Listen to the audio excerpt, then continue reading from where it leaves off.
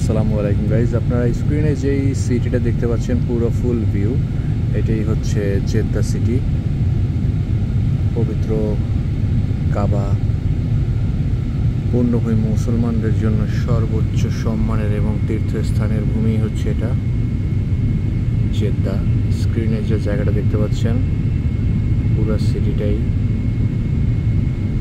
অনেক প্ল্যান্ড একটা city. Rhodes, buildings সব কিছু গোছানো সাজানো। সব থেকে আশ্চর্যজনক বিষয় হচ্ছে আপনারা স্ক্রিনে একটা হয়তো গাছ লক্ষ্য করবেন না। পুরা সৌদিটাই এরকমই, পুরা সবুজবিহীন, মানে গাছ নাই বললেই চলে। শুধু ধুধু বালুর প্রান্তরের মধ্যে কিছু বিল্ডিং জেগে উঠছে।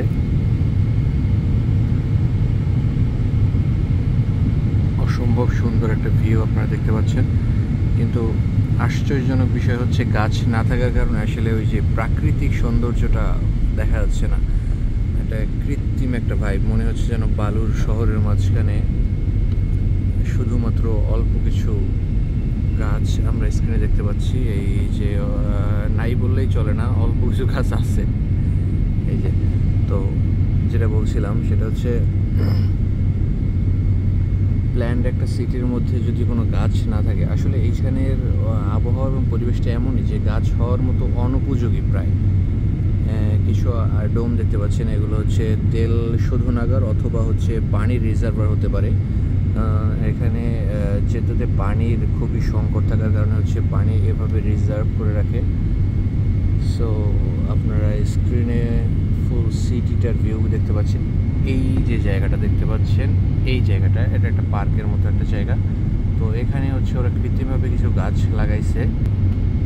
আমি এখন বর্তমানে অ্যাকচুয়ালি ল্যান্ডিং টাইমে ভিডিওটা করছি।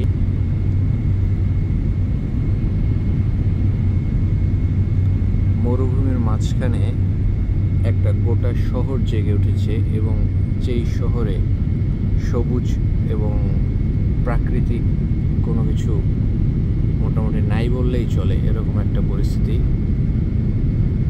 শুধু ঘরবাড়ি, বিল্ডিং, দালান কোঠা আর গাড়ির কলকাকলি আওয়াজ।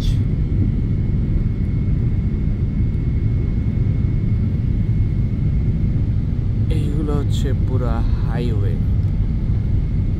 এগুলো বিভিন্ন সিটির সাথে কানেক্টেড, যেমন দাম্মামের সাথে কানেক্টেড, তারপরে ধরেন মদিনার সাথে, জুবাইলের সাথে আলাদা আলাদা কানেক্টেড যে হাইওয়েগুলো।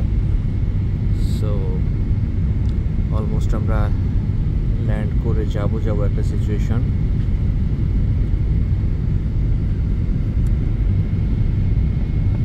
এত সুন্দর একটা ভিউ আপনাদের সাথে শেয়ার করতে পারলাম, এই জন্য বেশ ভালো লাগছে। আর এই হচ্ছে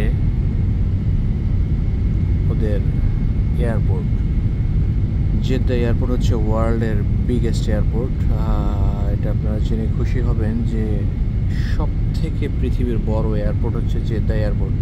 এই যে আমরা এখনও কিন্তু ল্যান্ড করিনি, বাট এয়ারপোর্ট এরিয়া অলরেডি পেছন থেকেই শুরু হয়ে গিয়েছে। ওইদিকে এয়ারক্রাফট আছে।